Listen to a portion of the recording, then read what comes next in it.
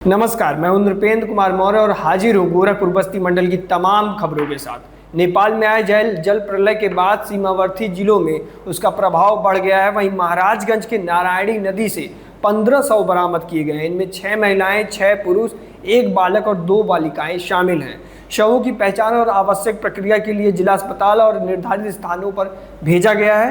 पूर्वी नवलपरासी जिले में अब तक 62 शव मिलने की जानकारी सामने आई है। नदी किनारे लगातार खोज और राहत बचाव कार्य जारी है। वहीं कुशीनगर में नेपाल में भूस्खलन के बाद नारायणी नदी का वेग तेज हो गया है, जिसके कारण नदी के किनारे बसे गांवों में अब लोग विस्थापित हो रहे हैं, क्योंकि बाढ़ और कटान की स्थिति तेज हो गई है। महादेवा गांव में ग्रामीणों का कहना है कि नदी हर साल तबाही मचाती है और कई घर नदी में समा चुके हैं।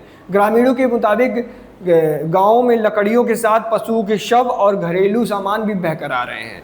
लोगों ने स्थायी विस्थापन और कटान रोकने की मांग की है। वहीं सिद्धार्थनगर में बाढ़ की स्थिति को लेकर के हाई अलर्ट जारी कर दिया गया है। जिला प्रशासन ने सभी बाढ़ चौकियों और संबंधित विभागों को सतर्क कर दिया है।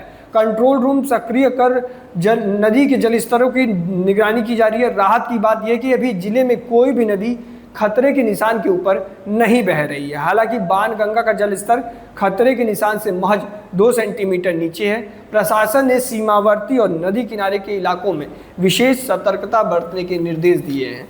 वहीं खबर गोरखपुर से है। आज गोरखपुर में मौजूद थे वायुसेना प्रमुख air chief marshal AP Singh. उन्होंने पीपीगंज के शाखा माथाबारी में बच्चों से संवाद किया। उन्होंने युवाओं को देश के भविष्य बताते हुए कहा कि पहले अच्छा इंसान बनने और संस्कारों को मजबूत करें। उसके बाद उन्होंने कहा कि मंजिल पाने के लिए सही दिशा में लगातार प्रयास करना आवश्यक है। वहीं गोरखपुर के पीपीगंज पुलिस ने 45 मुकदमों के आरोपी और गोरखपुर में 50,000 रुपए के इनामी बदमाश गुड्डू डाड़ी को मुठभेड़ के बाद गिरफ्तार किया है। उस पर सिद्धार्थनगर में भी 25,000 रुपए का इनाम था। हत्या, लूट, चोरी, आर्म्स एक्ट और गैंगस्टर एक्ट समेत कई गंभीर धाराओं में उसके खिलाफ मुकदमे दर्ज थे।